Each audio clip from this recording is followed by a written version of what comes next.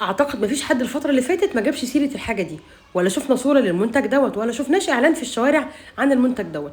ده منتج جديد مال السوق اليومين دول، وفي ضجه كبيره جدا معموله عليه، لانه هو معمول للناس اللي عايزه تشرب حاجه دايت، ومعمول كمان من حاجه صحيه جدا على عكس الاسبرتام والحاجات اللي كانت بتتعمل منها المشروبات الدايت. وكان معمول زي ما انتم مروج ليه في الحمله الاعلانيه بتاعته ان هو معمول من الاستيفيا، سكر الاستيفيا. فطبعا ده شجعني ان انا اروح على طول اجيبه واجربه، واللي شجعني اكتر ان هو منتج مصري يعني خارج المقاطعه تماما. زي ما انتم شايفين دي حاجه اسمها هيلثي كولا، احدى منتجات شركه هيلثي.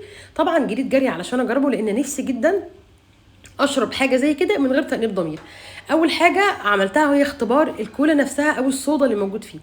مستوى الصودا فيه حلو جدا جدا، بس الناس اللي مش واخده على طعم الاستيفيا هتستغربوا شويه، وهتحس ان في افتر تيست كده بعد ما يشربوا الكولا مش لطيف. الناس اللي واخده على السكر الاستيفيا، الناس اللي عامله دايت، هتلاقي ده معتاد وحلو جدا ومناسب لذوقهم. نيجي بقى للطعم التاني اللي بتروج له برده، هو اللي بطعم التفاح الاخضر. انا من الناس اللي مش بتحب التفاح الاخضر، او مش بحب الحاجه اللي فيها طعم التفاح الاخضر.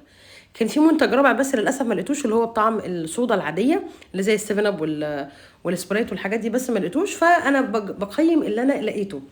اول حاجه برضو نسبه الصودا فيه حلوه جدا، الناس اللي بتحب لسعه الصودا هتلاقيها.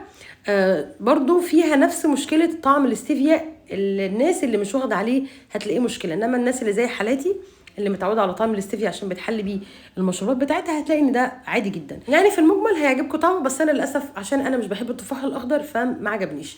نيجي بعد كده بقى لتالت طعم والاخير معانا النهارده، هو طعم البرتقال. وزي ما انتم شايفين كده مأكدين على كل عبوه ان هو فيها 1 كالوري بالنسبه للتر.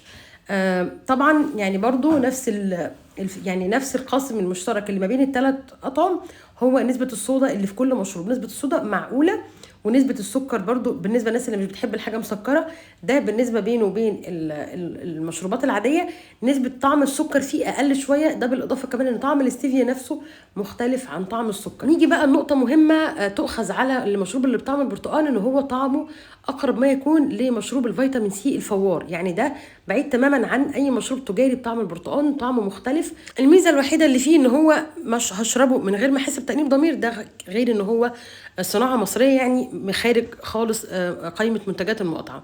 سعره كام يا جماعه؟ سعر اللتر من دوت 40 جنيه، وبيتباع في اي منفذ بيع من منافذ بيع منتجات شركه هيلثي. اخر بقى حاجه هقولها، ودي موجهه للشركه مش ليكوا انتوا كمتابعين يا جماعه، اللوجو يعني حاساه ان انتوا محتاج شغل شويه، يعني ركزوا شويه على اللوجو، لان انا شايفه المنتج ده في بدايته حلو جدا، ومع التطور محتاج يكون فيه لوجو بنفس القوه. اتمنى تاخدوا الكلام ده يعني بصدر رحب. وبالنسبه للناس اللي متابعيني على الصفحه، المنتج معقول بالنسبه للناس اللي عامله دايت، طعمه مقارنه بحاجات تانية حلو جدا. فعلشان كده لو عجبكم بقى الفيديو لايك وشير، واتمنى لكم كل خير.